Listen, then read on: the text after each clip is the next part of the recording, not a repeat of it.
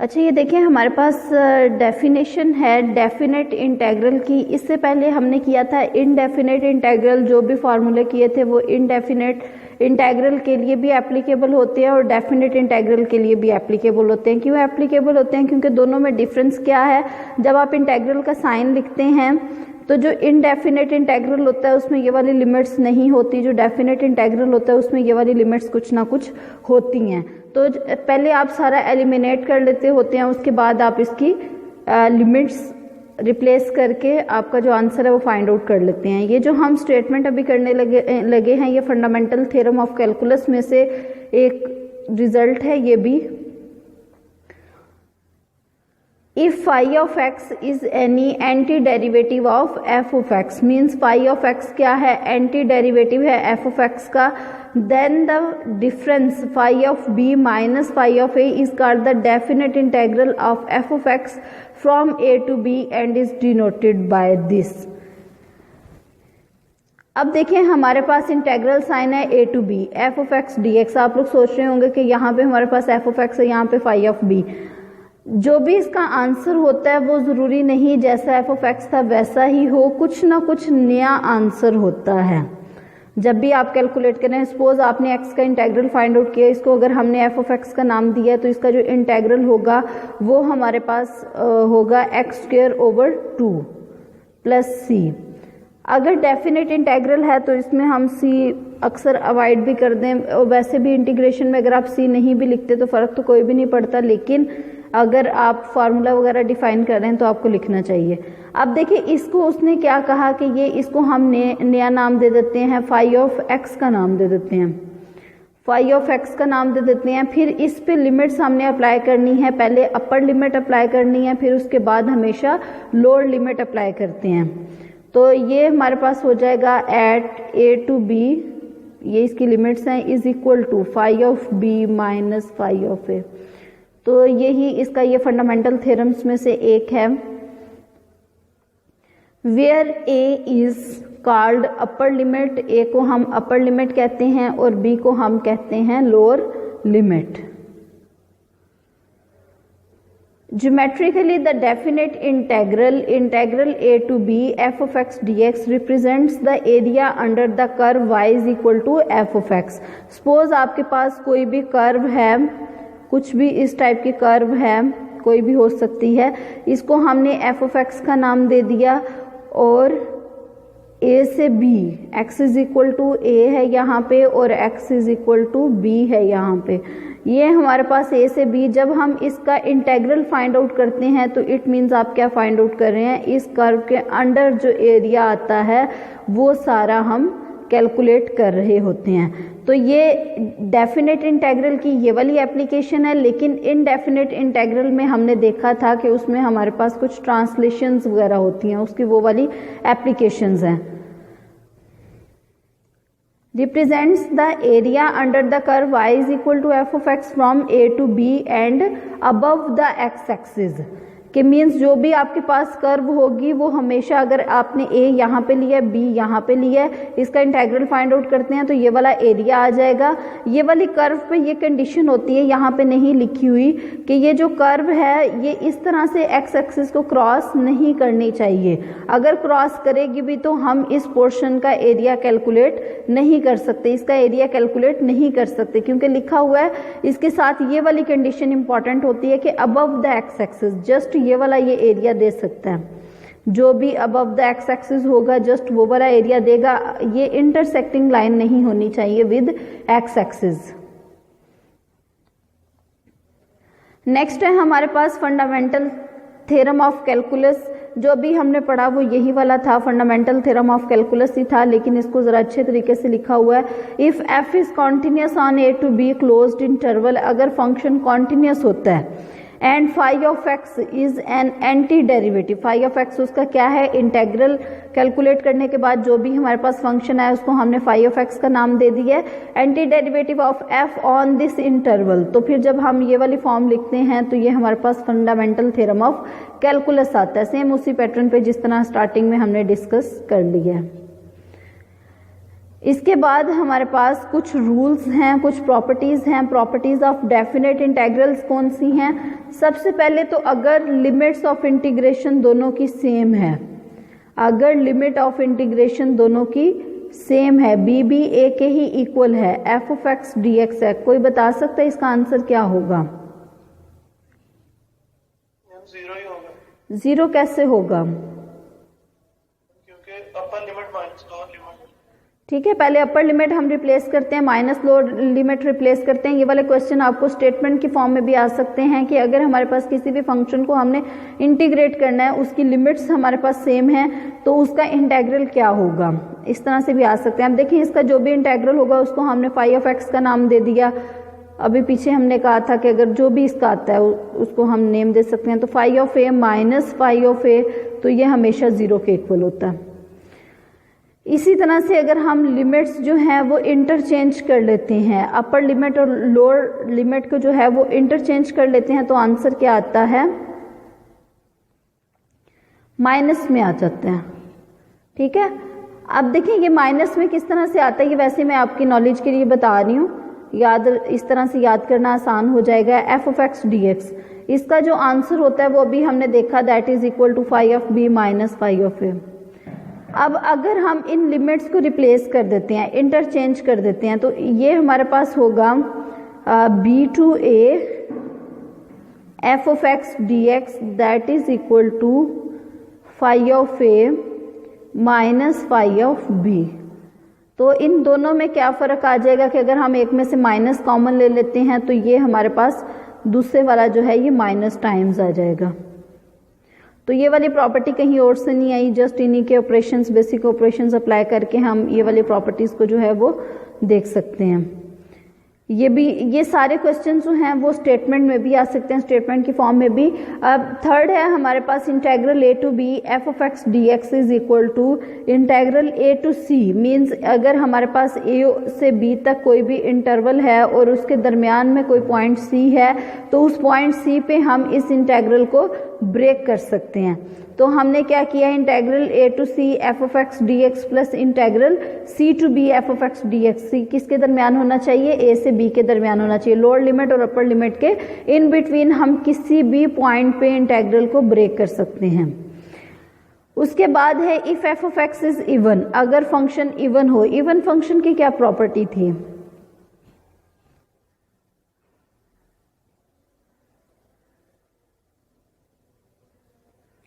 जी, even function की क्या property थी?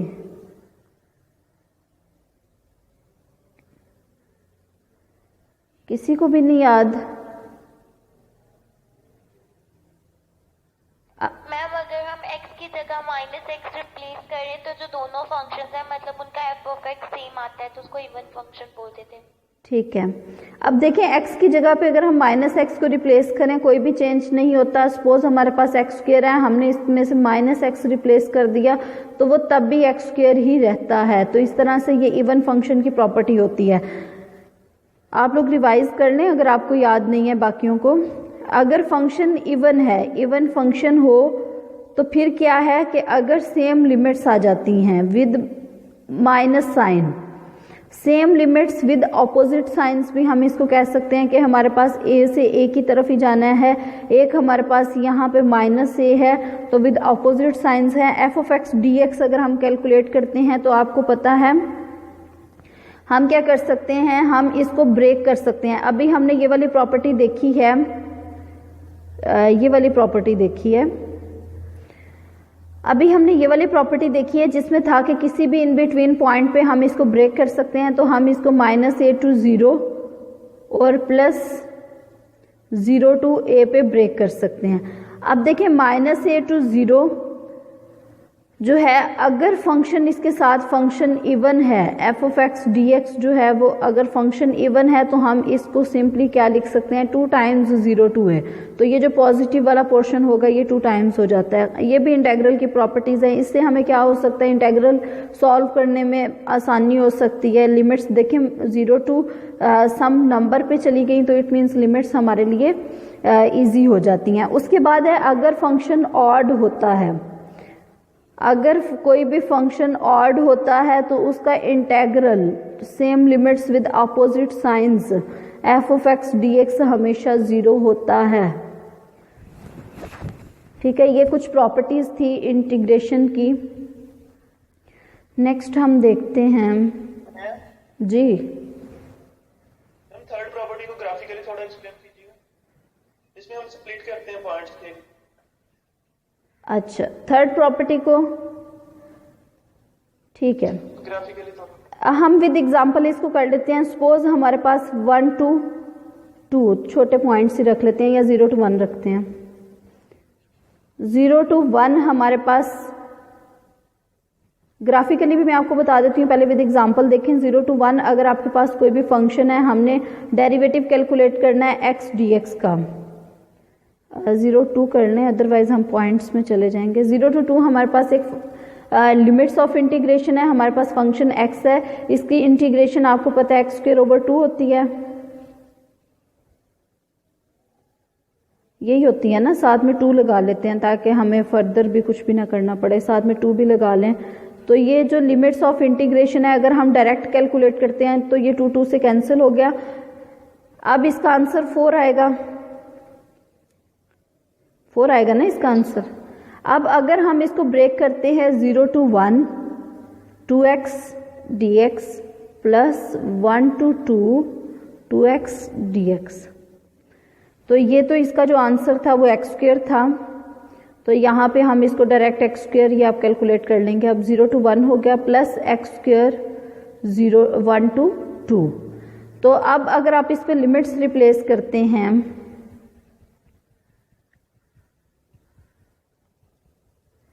अब अगर हम इस पे लिमिट्स रिप्लेस करते हैं तो वो किसके इक्वल आएंगी?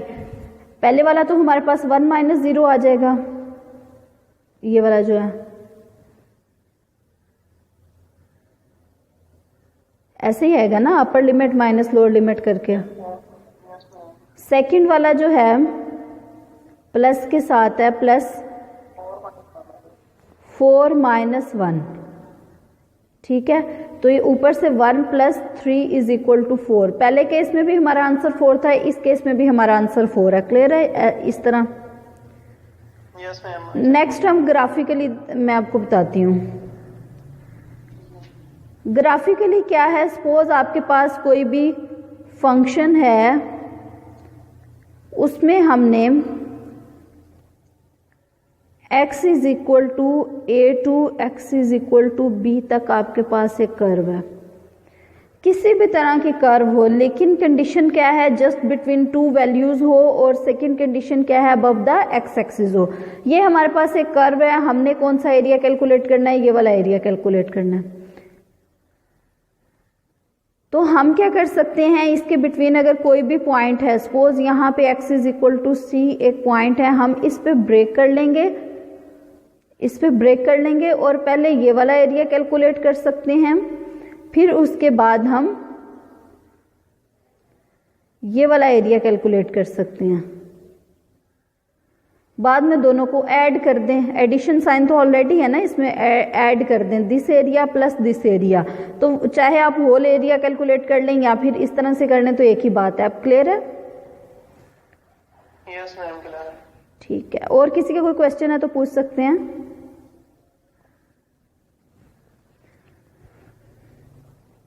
ओके, अब ये देखें, अगर आपको स्टेटमेंट की फॉर्म में क्वेश्चन आ जाता है, area bounded by the curve and x axis. Area bounded by the curve y = f of x and the x axis from x = a to x = b is given by. अभी हमने देखा जो भी आपके पास integral होता है वो basically हमें एरिया दे रहा होता है from x = a to x = b। अब अगर हमारे पास f of x क्या है, उसका ये वाला फार्मूला होगा। अगर आपको कोई भी कर्व गिवन हो ना, आपके पास फंक्शन गिवन हो 2x² + 5x + 7, और आपको कहा जाए कि एरिया क्या होगा जो ये कर्व बाउंड कर रही है फ्रॉम x = 0 to x = 5, कोई भी लिमिट्स हो अबव द x एक्सिस, तो आपने ये वाला फार्मूला लगा के उसको कैलकुलेट कर लेना है। सेकंड हमारे पास किस तरह से है कि इफ एफ ऑफ एक्स जो है वो हमारे पास नेगेटिव आ जाता है, फंक्शन जो है उसकी वैल्यूज जो हैं वो नेगेटिव में आती हैं। For x between a to b, इस इंटरवल के दरमियान जो भी हम एक्स लेते हैं अगर ये नेगेटिव में आता है then the area is below the x axis.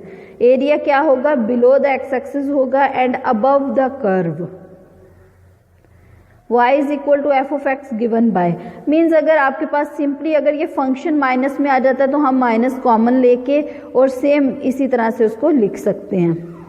ये नेक्स्ट हम एक दो क्वेश्चन स्टेटमेंट वाले भी करेंगे। तो अब हम कुछ क्वेश्चंस डिस्कस कर लेते हैं। अच्छा ये देखिए हमारे पास क्वेश्चंस हैं। Write down the indefinite integral of each of the following. इन सब के हमने क्या बताने हैं? इनडेफिनेट इंटेग्रल बताने हैं। मींस हमने क्या कैलकुलेट करने हैं? Integral F of x d x calculate करना। तो अगर आपके पास एफ ऑफ एक्स की जगह 0 आ जाए डी एक्स तो उसका इंटेग्रल क्या होता है? हमेशा सम कांस्टेंट होता है। उसके बाद है अगर आपके पास इंटेग्रल आपने फाइंड आउट करना है एक्स के रूट का dx, तो पहले आप बेहतर है इसकी पावर लिख लें। इंटेग्रल x पावर 1/2 dx, इसका इंटेग्रल क्या होगा? पावर में +1 और जो आंसर आएगा उसी के साथ डिवाइड, मतलब 1/2 +1 के साथ डिवाइड। 1/2 + 1 और डिवाइड भी हमने 1/2 + 1 से करना है। ठीक है, इसमें एक मिस्टेक है।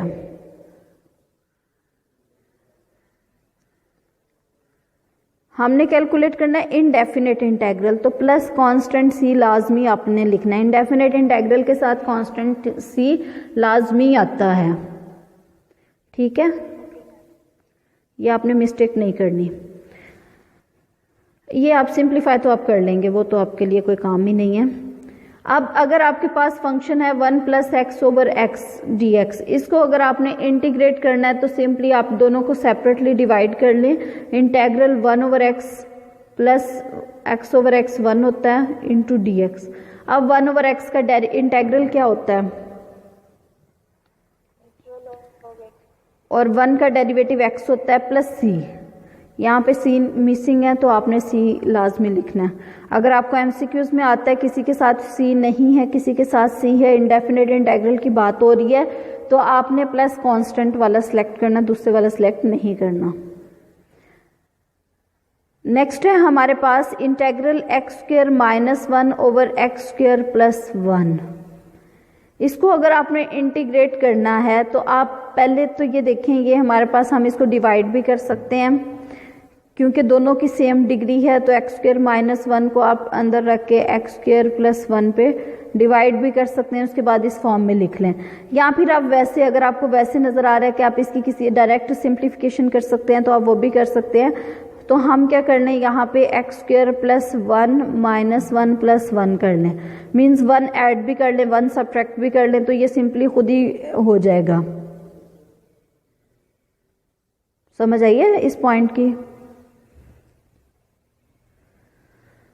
देखिए प्लस और माइनस करने से कोई फर्क नहीं पड़ रहा, माइनस उसमें ऑलरेडी था, हमने क्या कर दिया, सॉरी यहाँ पे माइनस आना था, माइनस आना था यहाँ पे।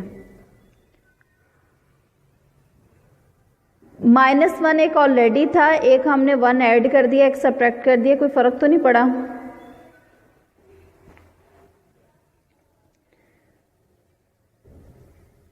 हाँ जी, कोई फर्क तो नहीं पड़ा?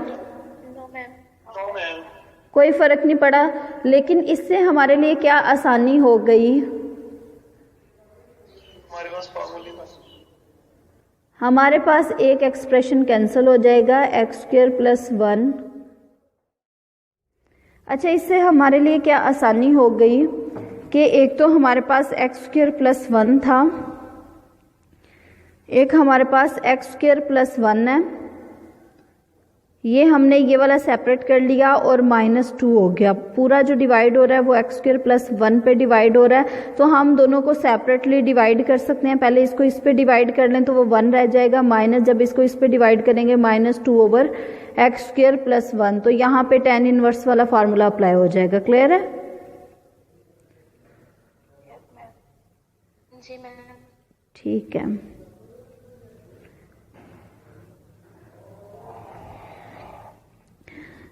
तो आप किसी भी तरह से कर सकते हैं जैसे आपको इजी लगता है। उसके बाद है हमारे पास ten square of x. Ten square of x का अगर आपने इंटेग्रल फाइंड आउट करना है तो आपको पता है डायरेक्ट हमारे पास कोई फार्मूला नहीं है जो इसको इंटीग्रेट करे। तो हमने ये देखा था कि ट्रांसफॉर्मेशन कुछ रूल्स पढ़े थे ट्रिग्नोमेट्रिक फंक्शंस के, तो हमने उसको अकॉर्डिंग इसको हमने टेन स्क्वायर एक्स को सेकेंड स्क्वायर एक्स माइनस 1 लिख दिया इंटू डी एक्स लिख दिया। जो सेकेंड स्क्वायर एक्स होता है उसका इंटेग्रल हमारे पास ऑलरेडी है, स्टैंडर्ड इंटेग्रल है, तो 10x माइनस एक्स हमने लिख दिया। इसी तरह से अगर आपके पास cot स्क्वायर एक्स है तो उसका कोई डायरेक्ट रूल नहीं है, तो इसलिए आपको ये फार्मूले आने चाहिए। तो हमने उसकी जगह पे cosecant square x minus 1 into d x लिख दिया। कोसिकेंट स्क्वायर एक्स का जो इंटेग्रल होता है वो माइनस कॉट एक्स होता है, और इस तरह से हमने इसको सिंप्लीफाई कर दिया। नेक्स्ट है हमारे पास अगर cos स्क्वायर एक्स का इंटेग्रल आपको फाइंड आउट करना पड़ जाए तो हमारे पास डायरेक्ट सेम इसका कोई फार्मूला नहीं है।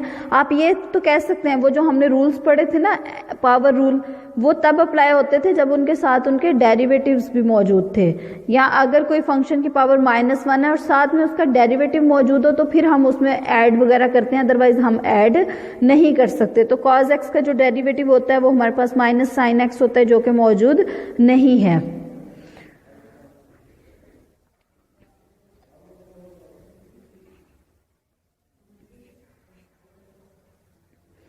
इसी तरह से अगर आपके पास साइन स्क्वायर एक्स है उसका इंटेग्रल फाइंड आउट करना है तो वो किस तरह से करेंगे। इंटेग्रल हमने लिख दिया साइन स्क्वायर एक्स, इसको अगर आप हमारे पास जो फार्मूला था वो 2 साइन स्क्वायर ऑफ एक्स का था, that is equal to 1 minus cos 2x।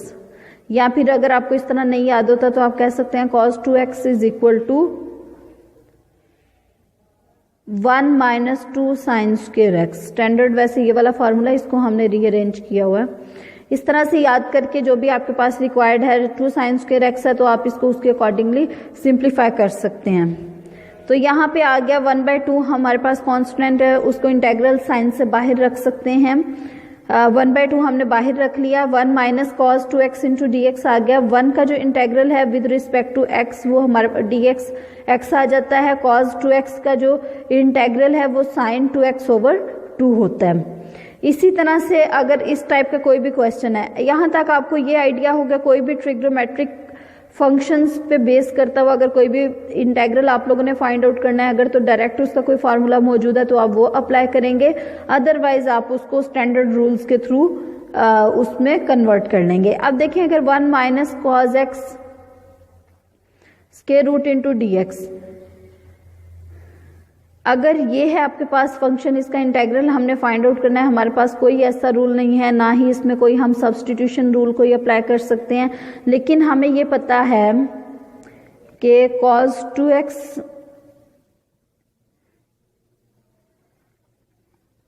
2x जो होता है वो हमारे पास 1 माइनस 2 साइन स्क्वायर एक्स होता है। मीन्स यहाँ पे अगर 2 है, यहाँ पे अगर 2 है तो यहाँ पे सिंगल x आ जाता है। अब अगर यहाँ पे ही हम सिंगल x रख लें that is equal to 1 minus 2 sine square, तो अगेन यहाँ पे उसका हाफ होगा तो x/2 आ जाता है।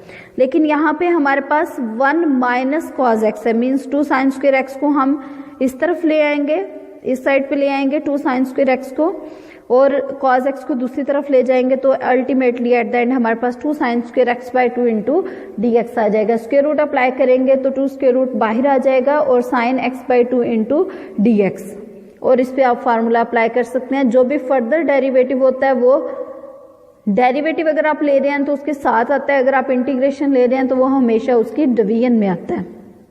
समझ आ गई है? ठीक है,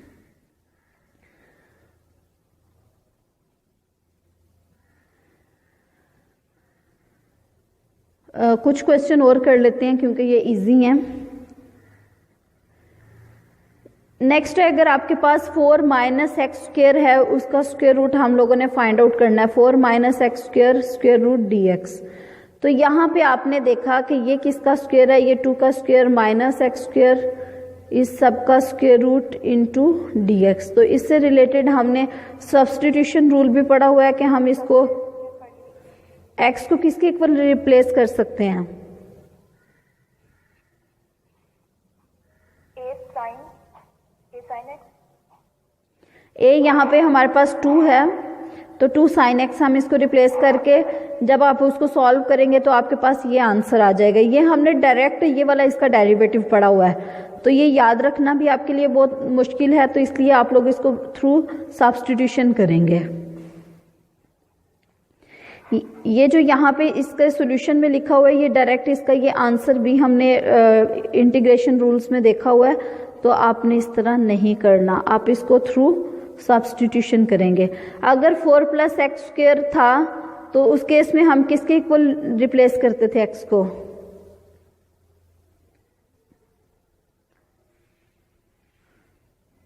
टू tan x के इक्वल कि सेकेंड x के इक्वल?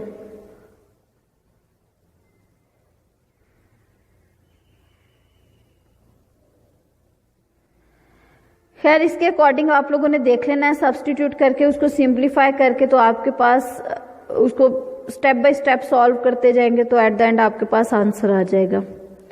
इसी तरह से ये जितने भी क्वेश्चंस हैं जो आप लोगों ने रूल्स पढ़े हुए हैं, जो हमने डिस्कस किए हुए हैं, जस्ट उसी के अकॉर्डिंग आपने इनको रिप्लेस करना है।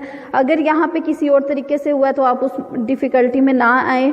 आपने जो हमने पढ़े हुए हैं, जो हमने रूल्स डिस्कस किए हुए थे कि इस केस में हो तो ये वाला सब्स्टिट्यूट करेंगे, इस केस में हो तो ये वाला करेंगे। हम देखेंगे जो सब्स्टिट्यूशन रूल्स हैं ये 2 तरह से अप्लाई हो सकते हैं, साइन में भी और साइन हाइपरबोलिक और कॉज हाइपरबोलिक में भी। जो भी आपको इजी लगते हैं आप उनको फॉलो कर लें। इसी तरह से tan x का इंटेग्रल जो है वो हमने ऑलरेडी देख लिया था कि tan x का इंटेग्रल किसके इक्वल होता है। ये हमने फॉर्मूला लिखते हुए डिस्कस कर लिया था कि sin x over cos x में हमने इसको ब्रेक कर लिया और ये हमारे पास हो गया। cos x का further derivative minus sin x होता है, ये लॉग में चला गया और ये माइनस पावर ऊपर चली गई और ये सेकेंड हो गया। इसी तरह से अगर हम cot की बात करें तो ये cos x over sin x होता है, sin x का फर्दर जो डेरिवेटिव होता है वो cos x ही होता है, इसलिए ये log ऑफ sin x आ गया। इंटेग्रल secant x की बात करें तो हमारे पास डायरेक्ट कोई रूल नहीं है इसका, तो हमने क्या किया कि secant x plus tan x से ऊपर भी मल्टीप्लाई कर दिया, ओवर में भी मल्टीप्लाई कर दिया और फिर इनको सिंप्लीफाई कर लिया। अब देखिए नीचे तो हमारे पास secant x plus tan x है, ऊपर secant x का जो डेरिवेटिव होता है वो secant x tan x होता है, tan x का जो डेरिवेटिव होता है वो secant स्क्वायर x होता है। मीन्स नीचे हमारे पास फंक्शन आ गया, ऊपर उन दोनों के डेरिवेटिव्स आ गए, तो ये एट द एंड लॉग में कन्वर्ट हो जाएंगे। सेम इसी पैटर्न पे सीकेंट और कोसिकेंट का सेम प्रोसीजर है। कोसिकेंट x का अगर आपने डेरिवेटिव कैलकुलेट करना है तो cosecant x minus cot x, C से स्टार्ट हो रहा है ना तो दरम्यान में माइनस कॉट x हमने लिख दिया, इससे मल्टीप्लाई भी कर दिया, डिवाइड भी कर दिया। इसको अगर आप सिंप्लीफाई करेंगे तो ये कोसिकेंट x का ऊपर डेरिवेटिव जो है वो minus cosecant x cot x का derivative minus cosecant square x आ जाएगा, तो ये भी लॉग में कन्वर्ट हो जाएगा। फिर कोसिकेंट और कॉट को हम सिंपल ट्रिग्नोमेट्रिक फंक्शंस में लिख सकते हैं, फिर इनका जो भी एलसीएम आता है वो हमने ले लिया और 1 माइनस कॉस एक्स अभी हमने देखा ये 2 साइन स्क्वायर एक्स बाई 2 के इक्वल होता है। और जब हम बात करते हैं कि sine 2x is equal to 2 sine x into cos x होता है, तो अगर यहाँ पे हम 2x की जगह पे सिंगल x कर दें तो साइन x, यहाँ पे देखें उसका हाफ आया हुआ है, is equal to 2 sine x by 2 into cos x by 2, ये हमारे पास इसके इक्वल आ जाता है। क्लियर है मैम? ये जो फॉर्मूले हैं इनको हाफ एंगल आइडेंटिटी भी कहते हैं ना? हाँ जी, इनको हाफ एंगल आइडेंटिटीज भी कहते हैं।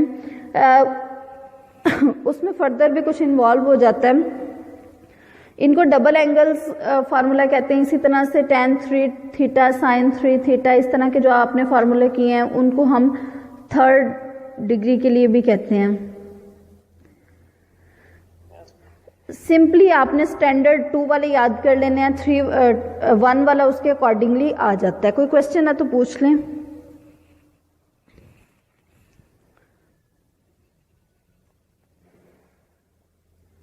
बाकी हम बाद में कर लेंगे, नेक्स्ट करेंगे। ये नेक्स्ट सब्स्टिट्यूशन रूल्स वगैरह आ रहे हैं वो हम नेक्स्ट लेक्चर में डिस्कस करेंगे। कोई क्वेश्चन नहीं है?